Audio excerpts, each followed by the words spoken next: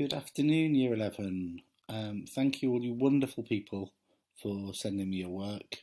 Keep it coming. I'm really enjoying that interaction with you, and it really puts my mind at ease that you're working so hard during lockdown. Well done. Please copy down the date and title. Our objective today is to use a variety of verbs to describe what we and others have done in the past. Le passé composé in French, which means it's called composé because it's composed of two parts. In English, we call it the perfect tense, which I just looked up to find out why we actually call it the perfect tense, and it's because perfect in Latin means completed. It's the same idea, so it's something you have done in the past.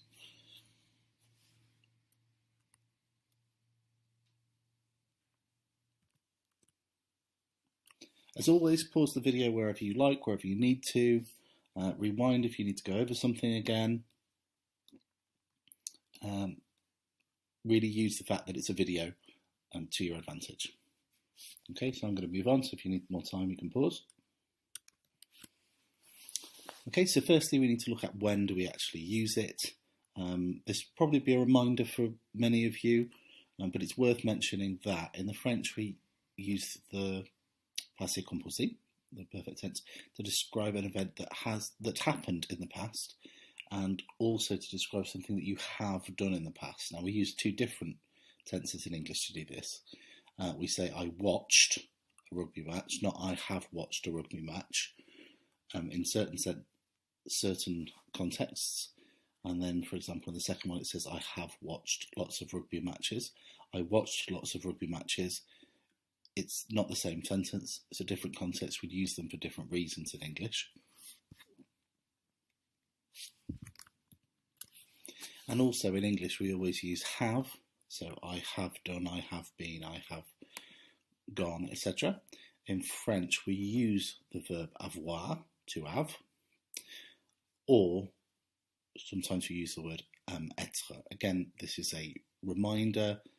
I know you don't know this, but these are common mistakes that people make all the time, and it's really going to affect your grade, your accuracy grade, if you don't recognise when these are used. It will also affect your ability to follow the reading and the listening if you don't realise that être forms can be used in the past tense. So with most verbs, we start with part of the avoir. So that's I have, you have, he, she, it has, we have, you lot have, and then they have.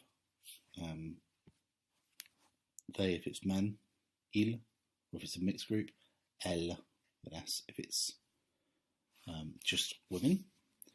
Then we add the past participle on, and these are where we change the er for an e, like manger, the ir for an I, like finir, or the re for a u, like fondue, for example. So here are some examples. Attendu, fondue as well. And here are some irregular examples. So as always, there's some that don't follow those rules. They've been corrupted or affected by other languages over time, and they're the ones we use regularly. They're always the ones we use regularly because otherwise people wouldn't remember that they don't follow the rules, and they would have disappeared over time. So faire becomes fait, boire becomes bout, which I like because you get to say bout. Lire, lou, voir, vous, prendre, pris, and dire becomes dit.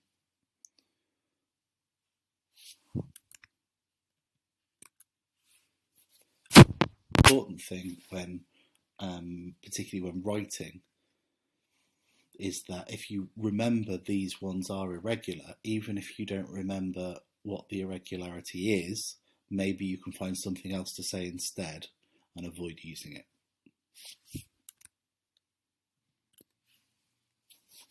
Even better, if you can just even remember bout, then you could put an example of a past tense that you know is irregular in your writing, giving you a wider variety of vocabulary and also structures, and that's really going to impress the examiner to hit those sort of top marks. So here's an example at the top, j'ai joué au foot.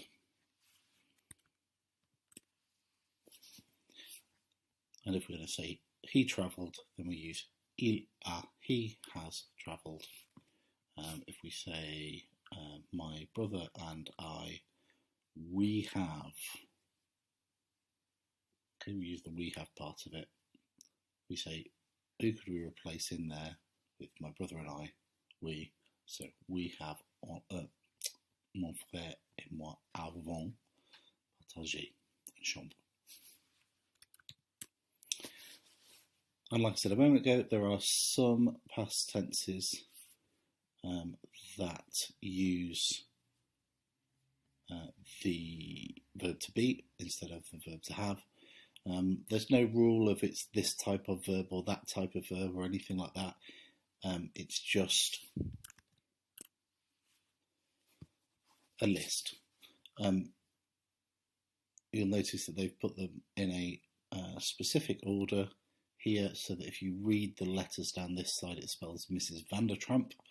That's the traditional way to remember that list, because it means that at the beginning of a writing exam, for example, if you wrote that down,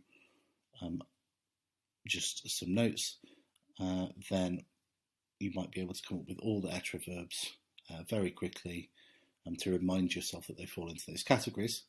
And then when you're showing off to examiners to try and include one or several of these, particularly in the 150 word question, where you really have to show fluency and variety, then that can help you achieve those top grades.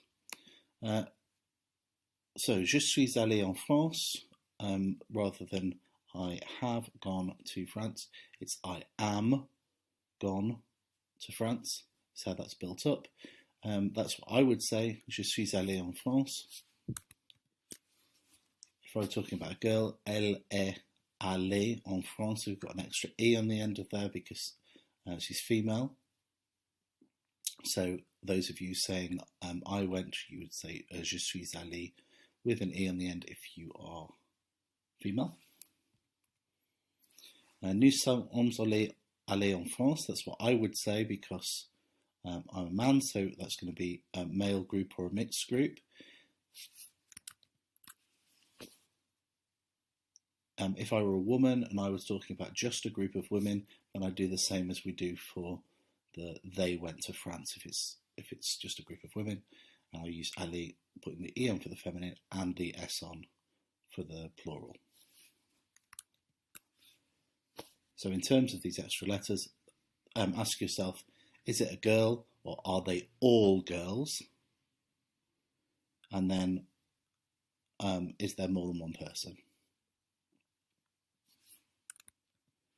And if you think of those independently, then you'll remember to get both of those letters on, or neither, depending on what you need to do. So in this exercise, we're translating into French. The first one, I went to the beach. I need to think to myself, okay, is went, that's to go, that's aller, is that part of my Mrs. Vandertramp group? Yes, it is. It's the A in tramp. So I know that goes with être. The I part of être is je suis, I am. So je suis allé à la plage. I would write it without the E. If I consider myself to be female, I would have added the E on the end of that. And the next one, I played football, is to play, one of those groups. No, it's not. I ate is eat on that list. No, it's not. So we know that we're not going to use être. We're going to use the avoir parts of the verb, the have part of the verb, and we don't need to worry about any of the extra letters on there. Okay. So pause the video and complete those now. And then to go through the answers, you should have j'ai joué au foot, j'ai mangé dans un resto, dans un restaurant. Nous sommes allés en ville. If you are female and you were just talking about a group of females, then you may have had an extra E in there. If you're a boy, you cannot have written that grammatically correctly unless you've written it that way. We played rugby. Nous avons joué au rugby. Because it said nous avons, then no extra letters there. And we went out. Nous sommes sortis. Extra letter again. Again, if you are female and just talking about a group of females, you could have added an extra E before the S.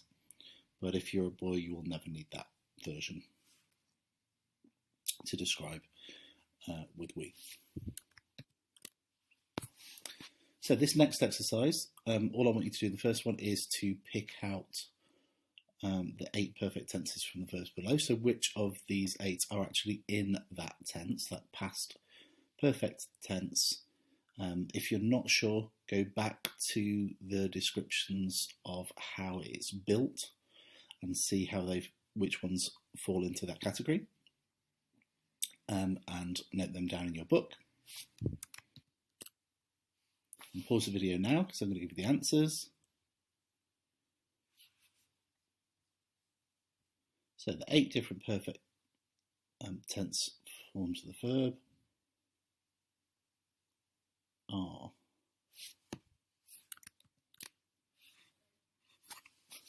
elle a mangé, she ate or she has eaten. On a fini, we have finished or we finished, or one finished, or you finished, depending on the context. Ils ont répondu. Tu as admiré. J'ai préféré. Notice accents going up on all those letters. Nous avons détesté. Il a travaillé. And the one over here that I missed was j'ai aimé. We don't use that form an awful lot, but it exists, and that's how we do it in the perfect tense. Okay, in the next exercise, I would like you to translate these irregular perfect tenses into verbs in English. So they will all be, so for the first one, for example, it would be I have done, or I did. If you could write down both those versions, that would be fantastic. So pause the video here, do that, and then we'll mark them. So number 1 I did with you, I did, I have done. It could also be I made or I've made as well. Number 2, you could for on you could put we, you could put you could put one, but I'm going to use we generally as a translation. So on a vu, we have seen or we saw. Number 3, vous avez bu. You all, you lot, drank or you have drunk. Number 4, they, just girls, but we don't distinguish in English. They have had, or they had. We read, or we have read.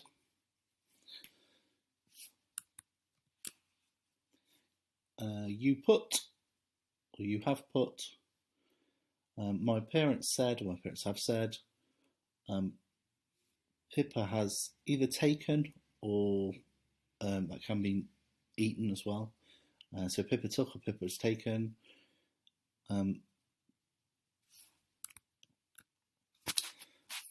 Bill and Ben have been, or Bill and Ben were.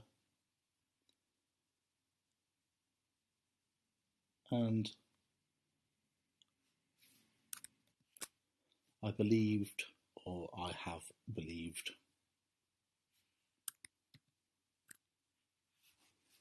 If you can get all of those, don't worry too much. It's the reason I've done it into English is the fact that I want you to be able to recognise that sometimes verbs don't follow that form, and so if it doesn't have these e at the end or u, then can you still spot the general pattern in there, and therefore identify the tense that it's in your reading? Like I say, there's a question in the reading where all you have to do is identify what tense it is that the person's talking, whether it's the past, the present, or the future. You don't even have to understand it, you just have to identify which tenses they're speaking in. So it's really important that we get used to it. Okay, next exercise then, we're translating these things into French. So I ate a pizza, I would think is ate. Eat, is that one of our weird ones that takes être? No, it isn't, because I've done manger, j'ai mangé and stuff before, so I'm fine with that. So j'ai mangé une pizza is what I would write down in my book. You don't need to write down the English, you can just write down the French. And then I'll run through the answers with you. So pause the video now if you need to, and complete that exercise. Okay, so hopefully you noticed that none of those are actually verbs that go with être. So they're all avoir, they're all j'ai or nous avons or whatever. So I'll run through the answers for you now. Number one, j'ai mangé pizza. Really important that you get the accent on there. If you don't, we don't know what tense you're talking in. Number two, nous avons fini, or on a fini. French use this version, the on a lot. So it's a good habit to get into, to use that. Makes you sound quite authentic. Mes parents ont attendu 3 heures.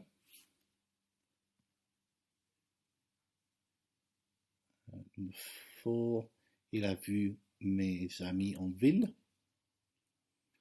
Number 5, j'ai pris l'autobus à 5 heures. The French use the 24-hour clock a lot, so some of you may have put 17 hours.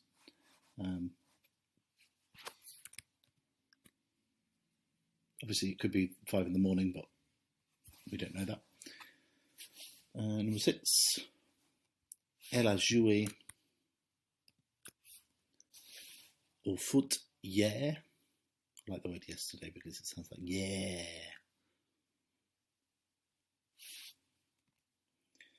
Number 7, tu as pris ma voiture. Number 8, il a vu le film. Manon et Emma ont visité Londres. Or Manon et Emma. This is a vowel next, so we should elide that sound. Number 10, vous avez fait une erreur. Again, you wouldn't normally hear the T, but because it's une next, the vowel next, vous avez fait une erreur.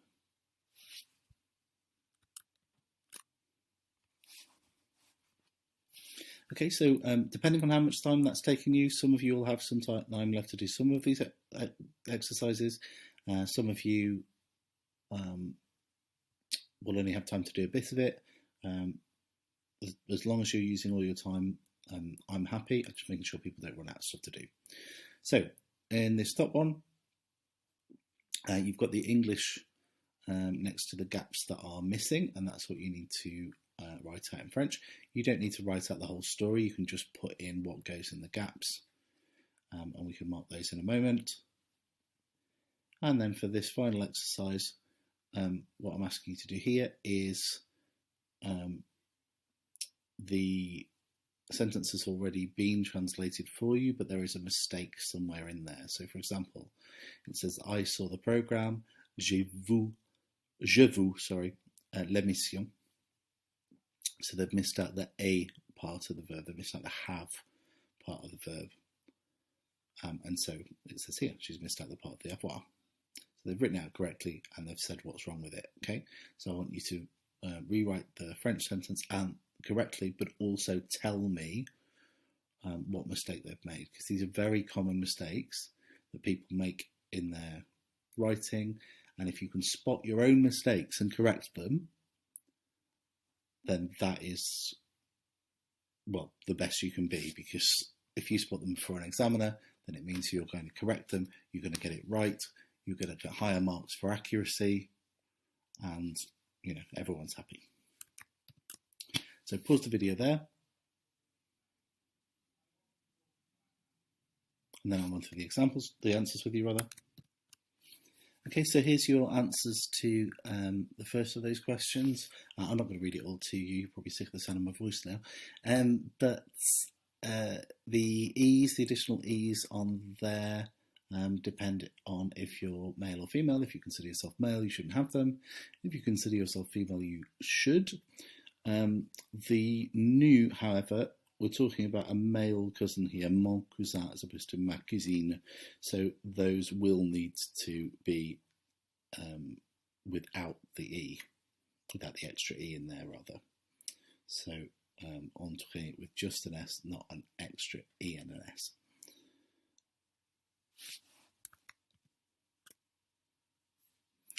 And there's your answers to the other question. With your attention drawn to the bits that have been changed.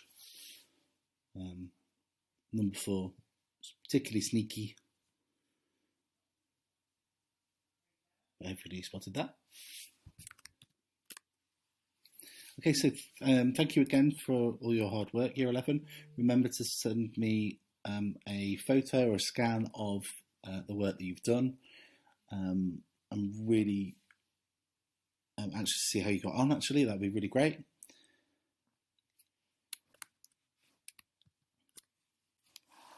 And just in case you're thinking, gosh, we're doing the past tense again, we jumped about all over the place, haven't we?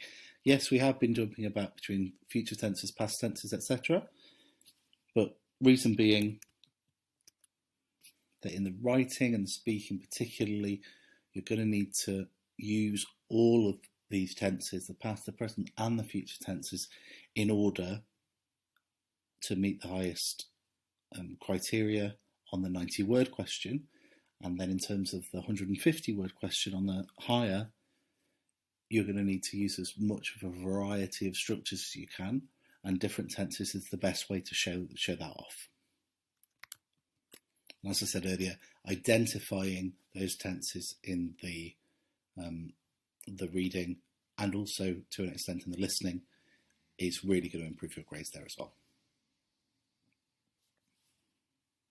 So thank you very much for your time, and I shall speak to you next lesson.